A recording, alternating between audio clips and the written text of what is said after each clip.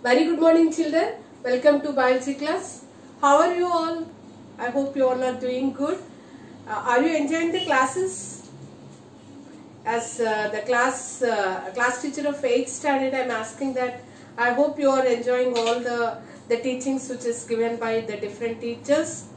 At the same time, you all did your CTs also in the first cycle. You did well, and the 13th onwards and second cycle is going to start. And tomorrow I'll forward the schedule for the CT2 syllabus, and the schedule also I'll forward.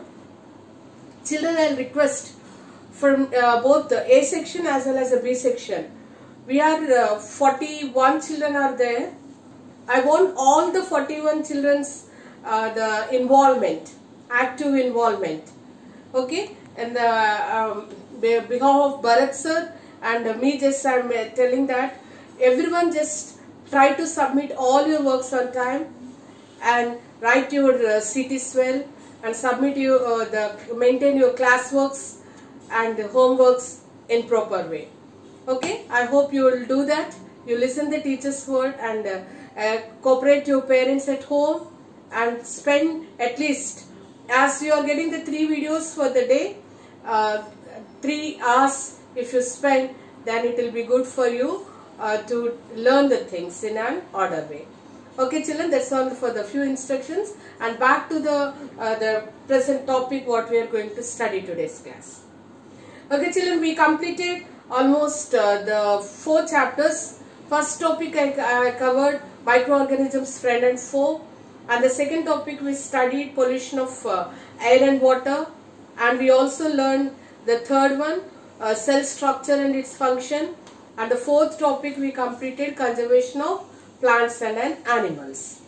Okay, yes. So we are according to the lesson plan, just you are covering on time, but of course you don't have an exams and all. That's the reason at the time it will get more time in for the hand to complete the classes and for the teaching. Okay, yes. Let me start the new topic, that is the reproduction in animal. Okay children, you all studied in class 7 how the plants reproduce, how the plants maintain their the race, and we also studied some the life process like digestion, respiration. Okay, and I think when you heard about transportation, and you studied when excretion too.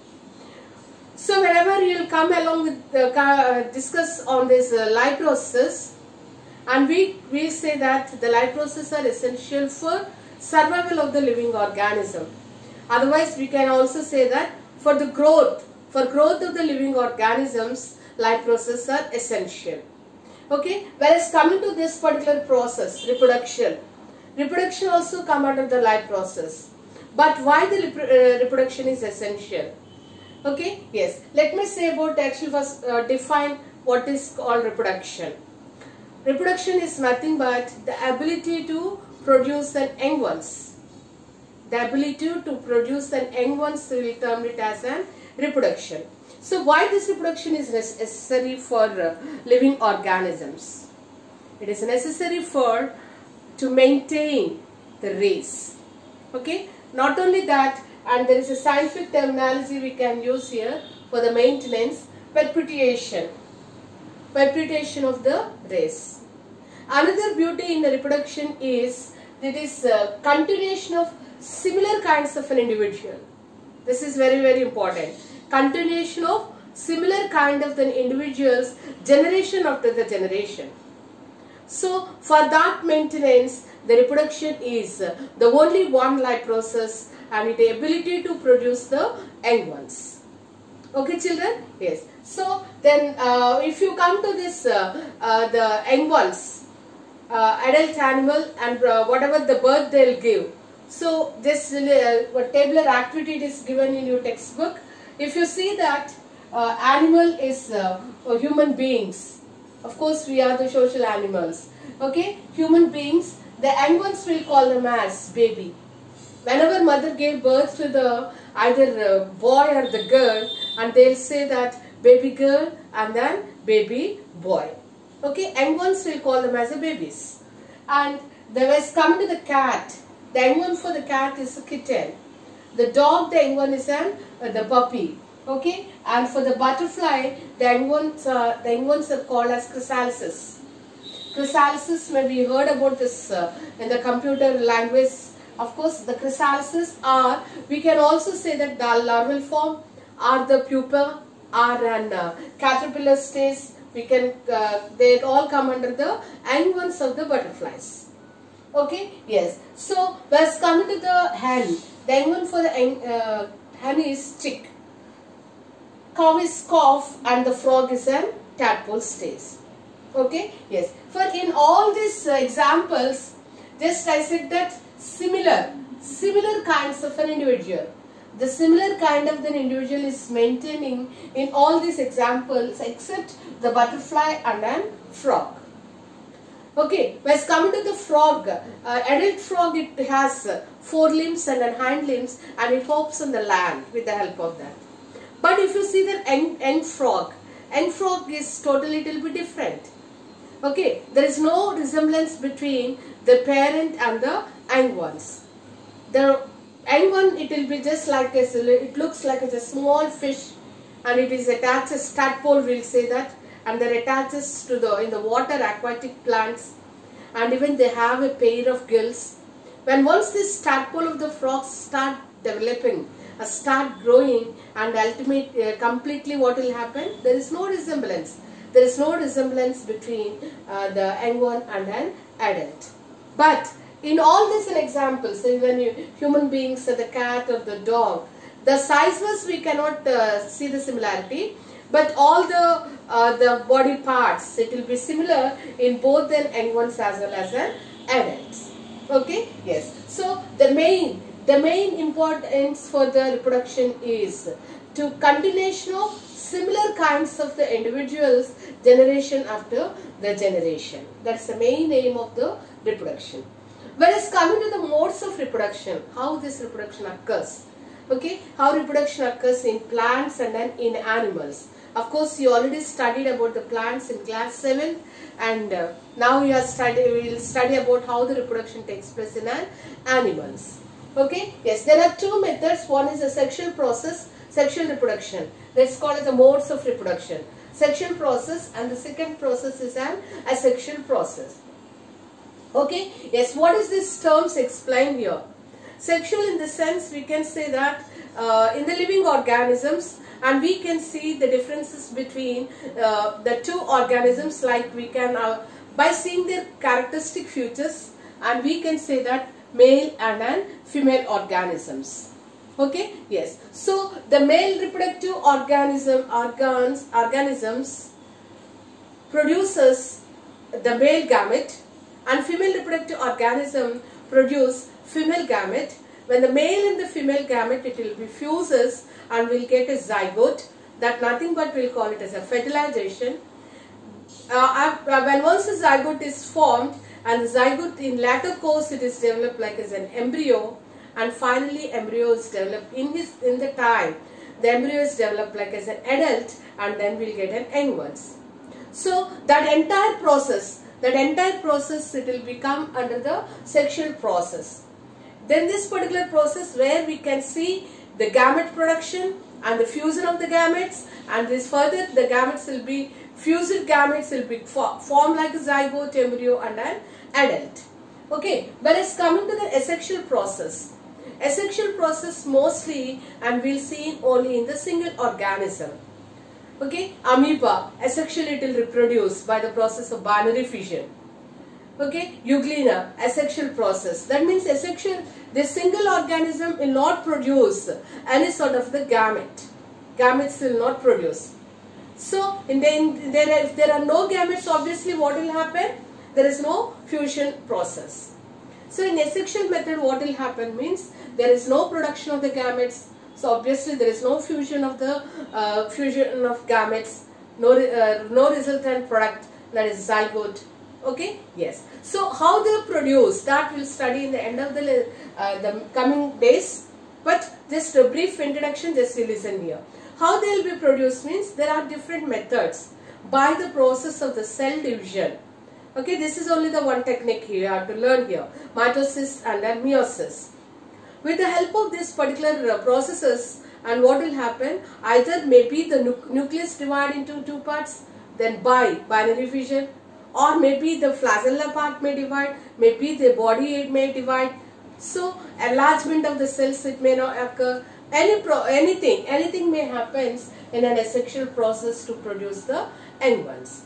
Okay, yes. So we'll go deep into the topic, and first let me say about the plant, how the reproduction takes place. What are the plant reproductive parts are called as? In plants we can see the two reproductive parts, and we can say that plants are also classified like as a flowering plants and a non-flowering plants. Obviously the flowering plants produces the seeds, and non-flowering plants there are no seeds. So all the non-flowering plants they maintain their race by an asexual process, and the flowering plants they maintain their race by an sexual process. In sexual process what will happen means the male parts in the plant will call it as an androecium. Let me repeat once again, the male part in the plant is called as androecium. Okay, and then in class 5th and 6th also you did an activity. You took the hibiscus flower and you separated all the parts of the plant. I hope you remembered all this. So the male part consists of androecium, I said, no, male part is called as an androecium, and it contains the stamens, okay, or we can say that's a filament, stamen or the filaments, and an anther, and inside the anther, and we can see the pollen grain. So here the gamete is what? Pollen grains are the male gametes. Okay, yes. Let me say once again, the male part is androecium, androecium consists of the three parts, stamens. Okay, stamen, this I hope you remembered the diagram also. This is the stamen, okay, or filament we can say. The filament of the stamen ends up with an anther. Inside an anther there are the lobules, and these are called as pollen grains. Okay, that is the male part. Whereas coming to the female part we'll call it as a gynoecium. Okay, gynoecium consists of three parts, and these three parts we can say that, yes, let me write here. The gynoecium has the three parts. First one we can say that ovary. Extended part in the ovary we'll call it as a style. End part is called as a stigma, and inside the ovary and we can see ovules. Okay, and these are the female gametes, we can say that. Okay, so let me explain here how this female part it will be present in the plants. Okay, yes. So this particular part we will say this is the ovary. Inside the ovary what are there? And we'll see there are then ovules. Okay, the extended part. This is an extended part. This is called as style. This is called as an ovary, and inside the ovary we'll see the ovules, and this an extended part is called as stigma. Okay, yes, this is the female part called as the gynoecium in a plants. Okay, whereas coming to the male part, I already read here, and so the male part has, see, this is style, and the ovary, I say no, this part is the ovary. So it is attaches. Ovary is, the male parts are attaches to the ovary. So these are the ends up parts, we will call it as anthers. Okay, inside the anther, what are there? There are pollen grains. So this two we'll call it as a male part, and this one we'll call it as the female part. Okay, yes. So now here the female gamete is there, that is called as an ovule, and the male gametes are there, they are called as what is it called? Pollen grains. Now what will happen during the time of pollination? Pollen grains from the anther, it falls on the stigma of the female reproductive part. So, and they will travel all together and fuses with this ovule, and then we'll get an zygote. Okay. This is the process you already studied in your class, maybe 5th or 7th, like that. Just like as review you keep in your mind. So that's it about an male and an female parts in a plant reproductive system, plant sexual process. Whereas coming to the male reproductive system in human beings, how it will be takes place and what are the different parts we will see in the male reproductive system we will learn today. Okay, yes. Whereas coming to the male reproductive system, the male reproductive system has 3 parts. Okay children, this is the male reproductive part. What are the parts present in the male reproductive system? Male RS means reproductive system. We will see a pair of testes. Testis or testes. Okay, testis is a singular and testes are the plural. A pair of testes, and second one is a pair of sperm duct. A pair of sperm duct. Okay, in your textbooks they use the word sperm duct. If you go to the higher classes, we'll study. This is also called as vas deferens. Vas deferens. Okay, a pair of sperm ducts we'll see, and the next one we can say the penis. Okay, these are the main parts we'll see in a male reproductive system. Okay, yes. So where this male testes are present, below the abdominal cavity, the testes are present. Okay, a pair are present. They are present in a scrotal sac, and this scrotal sac protects the testes not to get it damaged. Okay, yes. So on the last class I explained that. Yes, maybe in the class 7th you will study that, and when this puberty it will be begins, and the onset of the puberty it will be begins in the male boys and the girls, or the males and the females, we can say like this. So 10 to 13 years, or in between 13 to 14 years, 10 to 13 years and 11 to 13 years in the boys. Girls, a little bit changes is there nowadays according with this environmental factors and the diet and the genetical changes and all. So once this onset of the puberty begins, so what will happen means this testes start producing the sperms. Okay, yes, this produced sperms, they'll pass through this the sperm duct. The sperm duct, and from this the sperm ducts will be open into this the penis, and it will be expelled out through the urethra. So now this whenever this sperms are released, the sperms will be temporarily stored in this sperm theca, and later it will be passes. Okay, yes. So how the sperms will be get their strength or proteins, or how they will be alive. The sperms, the testes produce the fluid called as a semen. Inside the semen, the sperm, it will be the state. The semen provides nutritious diet to the sperm, and the sperm can stay the longer period, we can say that. Okay, whereas coming here, the male reproductive gamete. The male reproductive gamete is here. Male reproductive gametes is sperm, or you can also call it as a spermatozoa. Okay, yes. How many sperms it will be released means millions of the sperms will produced. Millions of sperms produced. Okay, yes. And all these sperms, they are highly motile. They are highly motile. Motile in the sense what? They are highly movable. Okay, they are highly movable. They are not stationary. When you go for the comparative study between the sperm and the ovary, and the ovary, sperms will be millions and ovary is only one. And the sperms are highly motile and ovary is stationary. Okay, yes, they are highly motile in nature. And where they will be live? They live in the fluid called as a semen. Okay, in the semen, with the help of the tail, and it used to swim, just like as how the sperm will be present means it just looks like head and tail. head and then tail. So this particular part we'll call it as a head. Inside the head there will be the nucleus, and the top of the head we are seeing like is a cap-like structure, and this cap we'll call it as an acrosome. Inside the head there is a nucleus.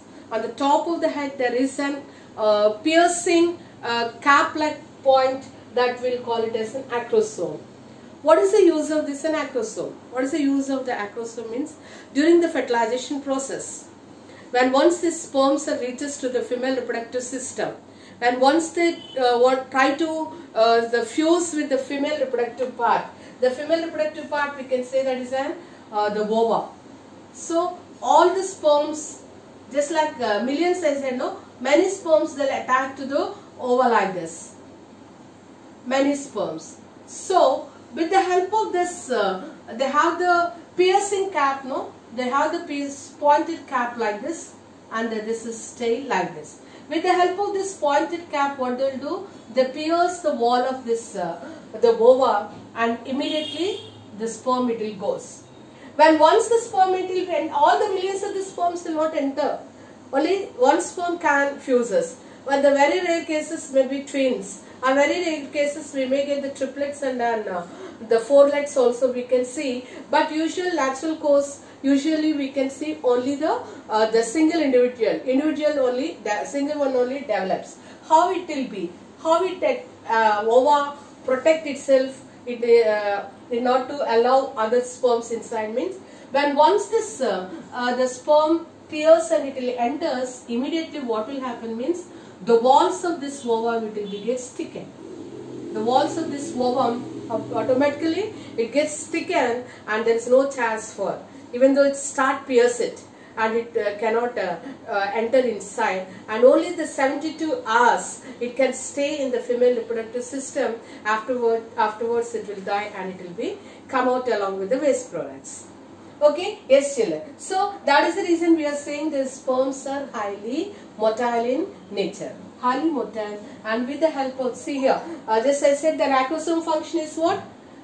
It helps to pierce the ovum during the time of fertilization. Yes. Next, in between the head and the middle piece, and we are seeing the small neck.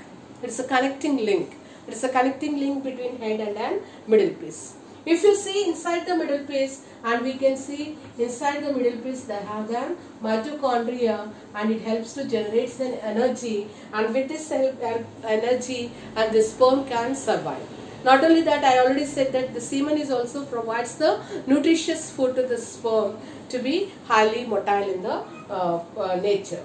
Okay, yes. So, and the middle piece has mitochondria, and middle piece ends with then the long tail-like structure, and with the help of the tail, and it helps to swim in the semen. Okay, children, that's it about this is the structure of the sperm. Structure of the sperm, or we can also say that this is a male gamete. Sperm or the male gamete. This is male reproductive organs. Okay, let me just brief out once. We studied today class male reproductive system. What are the parts present in the male reproductive system? Means a pair of sperm ducts, or we can also call it as an vas ducts. Okay, vas difference. Okay, yes, and a pair of testes. And where they are located means below the abdominal the cavity. Okay, and there will be the sac-like structure that is called as the scrotum. Inside the scrotum, the pair of testes it will be protected safely. They stay safely. Okay, yes, and there is another part which is called as a penis, and penis is helped to eject the sperms outside, and through the excretory part that is called urethra, and through that the sperms it will be expelled outside. One more point you have to learn here, children. The urinary duct. Urinary duct has it is a common duct for both. Urinogenital duct, we'll say. The name given for this particular duct is called as an urinogenital duct. This is a common passage for both the sperms as well as the urine. Okay, children? Yes. So the next I explained about what are called when this the sperm production it will be takes place, and onset of the puberty, that is 10 to 11 years, or some cases 12 to 13 years also. In 10 to the 11 years the production of the sperms it will be begins. Yes, development of secondary sexual characters also it will be takes place as this testis produces the hormone called as an testosterone. So these particular topics we will study in the next topic. What are the changes occurs in the adolescence period? Okay, the hormone which is produced by the testis is testosterone.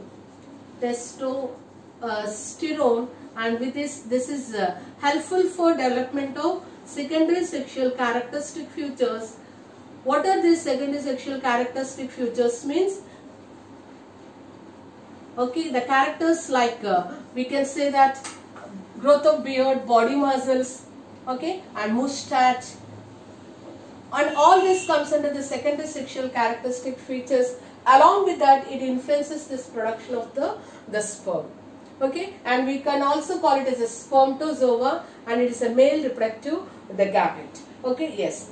How many it will be released means millions of the sperms it will be released, and they are highly motile in nature, and they will movable, and they move in the fluid content called as what is that called as semen.